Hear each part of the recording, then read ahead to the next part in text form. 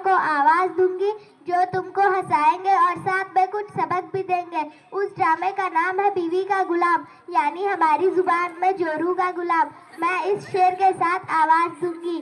तेरी बीवी भी सनम तुझ पे नजर रखती है, तेरी बीवी भी सनम तुझ पे नजर रखती है, चाहे बैके ही में हो तेरी खबर रखती है। उसकी सैंडल भी मियाँ इतना असर रखती है, उसकी सैंडल भी मियाँ इतना असर रखती है, पर नहीं ताकत परवाज मगर रखती है। इनसे मिलिए, ये है मिस्टर चुलबुले, जो हमेशा रहते हैं अपने बेगम से डरे डरे। बेगम की हर बात सुनते हैं। अगर वो दिन को रात कहे तो तारे भी गिन लेते हैं, मगर थोड़े चंचल है। कभी कभी तो बेगम को ही बेवकूफ बना देते हैं।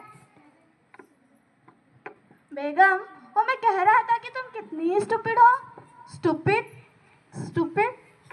स्टूपिड का मतलब अक्लमंद होता है। हाँ हाँ पता है। और आपको पता है मेरी अम्मी भी बहुत स्टूपिड है, मेरे दो अब्बा भी बहुत स्टूपिड है। वैसे तो माशाल्लाह से मेरा पूरा खानदान ही स्टूपिड है। माशाल्लाह माशाल्लाह, इसीलिए तो हम आपकी इतनी कदर करते हैं। अगर माँ के पैरों की जगह बेगम के पैरों के नीचे जन्नत होती तो हम यकीनन जन्नती होते। अच्छा, तो इस बात पर तुम मुझे दो बात बताओ जिसमें से एक सुनकर मैं खुश हो जाऊं और एक सुनकर मैं उदास हो जाऊं। अच्छा तो फिर सुनो, तुम मेरी जिंदगी हो। अरे आप भी ना। दूसरी बात तो सुनो। वो क्या? लानत है ऐसी जिंदगी पर। चल हट। तुमने ये लात मुझे गुस्से में मारी या मजाक में? गुस्से में। अच्छा अच्छा तो ठीक है, वरना इस किस्म का मजाक हमें बिल्कुल पसंद नहीं। हाँ हाँ ठीक है, अब जाओ जाकर खाना लाओ।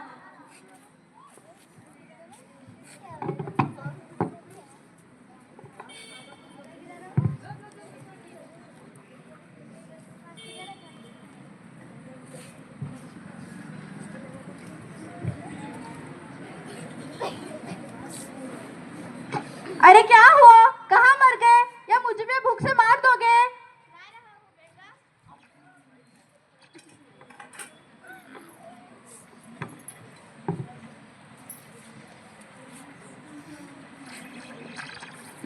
अजी।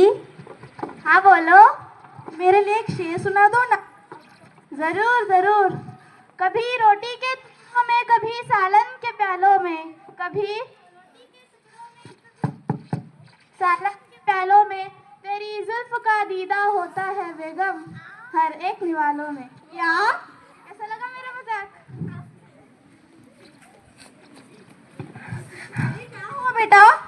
हम शेर का शिकार करने गए थे। तो क्या हुआ? डर गए क्या शेर से? अरे नहीं, वो साला कुत्ता भौंक रहा था बाहर। वाह वाह, देखा आप सब लोगों ने, कितना बहादुर बेटा है मेरा। शेर का शिकार करने गया था वो अलग बात है, कुत्ते से डर गया। अरे मेरा बेटा मेरी तरह दिलेर है। नहीं नहीं अम्मी, मैं अब्बू की तरह दिलेर बनूंगा। मैं भी अपनी बीवी के अलावा किसी से नहीं डरूंगा। अरे अरे बेटा, ये तुम क्या कह रहे हो? तुम अपनी बीवी से डरोगे? जी हाँ अम्मी, इसी में हम सब का फायदा है। आपका बेटा करोड़पति बनने जा रहा है। क्या करोड़पति? जी हाँ अम्मी। अब्बू, आप तो फ्री में अम्मी की गुलामी करे फिरते हैं, मैं तो करोड़ों का मालिक बन के बीवी की गुलामी करूंगा। ये देखिए, न्यूज़ में ऐड आई है, एक करोड़पति बाप की इकलौती बेटी के लिए ऐसे किसी की जरूरत है जो अपने बीवी की इज्जत करता हो, बीवी की हर एक बात मानता हो और अपनी बीवी के रिश्तेदारों की इज्जत करता हो और अपने रिश्तेदारों से ताल्लुक ही रखता हो। बेहतरीन कुकिंग आनी चाहिए, क्योंकि हमारी बेटी को नौकरों के हाथ का खाना बिल्कुल पसंद नहीं, और अपनी BMW कार के लिए वो ड्राइवर भी पसंद नहीं करती। इसीलिए लड़के को ड्राइविंग भी आनी जरूरी है और सास की कोई जरूरत नहीं। और खुदा न खास्ता अगर सास हो भी तो अपने बेटे की तरह मुंह पर और आंखें खुली रखने वाली चाहिए। मगर बेटा कुछ नहीं कहोगी, बोला ना हमारी बहू को मुंह बंद के खुले रखने वाली सास चाहिए। बेटा बेटा सासू मत कर, अब तेरा बेटा मेरा है। दोनों बेटियां टेरेस पर खड़ी है, उनका दिमाग उनकी माँ की तरह है। आसमान में चांद निकल आया है और वो सूरज समझ रही है। वो देखो ना, सूरज कितना लाल हो गया है, बिल्कुल चांद नजर आ रहा है। हाँ, पूरा चांद ही नजर आ रहा है। मैं नहीं मानता। नहीं अबू, ये सूरज है। छोटी बच्ची हो क्या? अरे बेवकूफ़ो, ये सूरज, ये चांद है। मैं अभी मगरिब की नमाज पढ़ के आ रहा हूँ। नहीं अबू, ये है। अरे बोला ना चांद है। अरे क्या हुआ? किस बात पर बहस हो रही है? अम्मी देखो ना, अबू सूरज को चांद कह रहे हैं। हाँ हाँ, ये तो सूरज ही है। अरे वही तो कह रहा था कि ये सूरज है, ये लोग मानते ही नहीं। अबू आप फिर पलट गए हो अम्मी को देखकर। अरे मैंने बोला ना, वाह क्या बेहतरीन सूरज है। वाह क्या सीन है। हाँ हाँ ठीक है, अब चलो सब नीचे चलते हैं।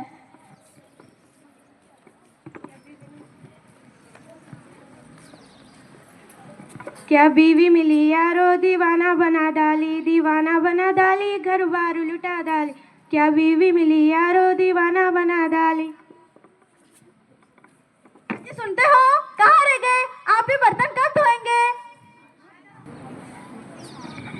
जाओ जाकर दरवाजा खोलो, जब देखो जब मोबाइल देखते हो। जी हाँ अम्मी। अस्सलाम वालेकुम भाईजान। वालेकुम अस्सलाम। कैसे हो साले मेरे? कौन आया है? दीदी का काम वाला आया है। ओह सॉरी, भाईजान आए हैं। तुम बहुत तेज हो रहे हो क्या? हाँ बहुत तेज हो रहे हो। अस्सलाम वालेकुम। वालेकुम अस्सलाम। कहिए क्या हाल है?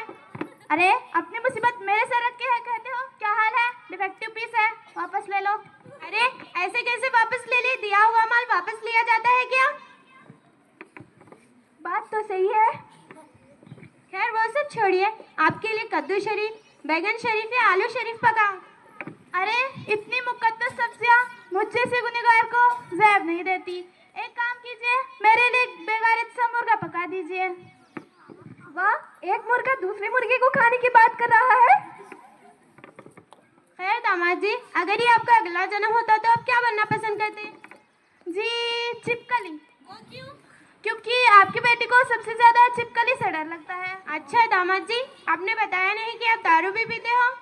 तो आपने भी तो नहीं बताया कि आपकी बेटी खून भी पीती है। अच्छा आपके अब्बा हुजूर किधर है? वो किचन के अलावा कहाँ होंगे? अच्छा तो फिर मैं जाके कुछ रेसिपी सिखाता हूँ। वैसे भी आपके बहन को मेरे हाथ का खाना कुछ खास पसंद नहीं।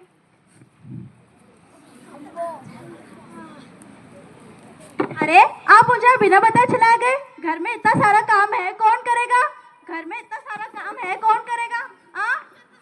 घर में इतना सारा काम है, कौन करेगा?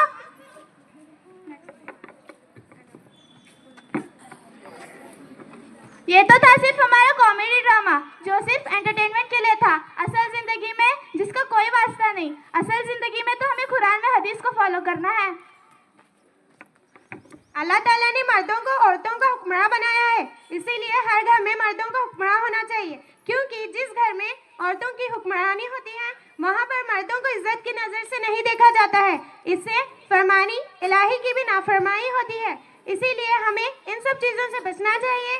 और मैं ये नहीं कहती हूँ कि मर्दों को औरतों पर जुल्म करना चाहिए, बल्कि मैं ये कहती हूँ कि दरमियानी रवैया इख्तियार पैदा करना चाहिए और औरतों को मर्दों की इज्जत करना चाहिए और उनके ताबे रहना चाहिए। शुक्रिया।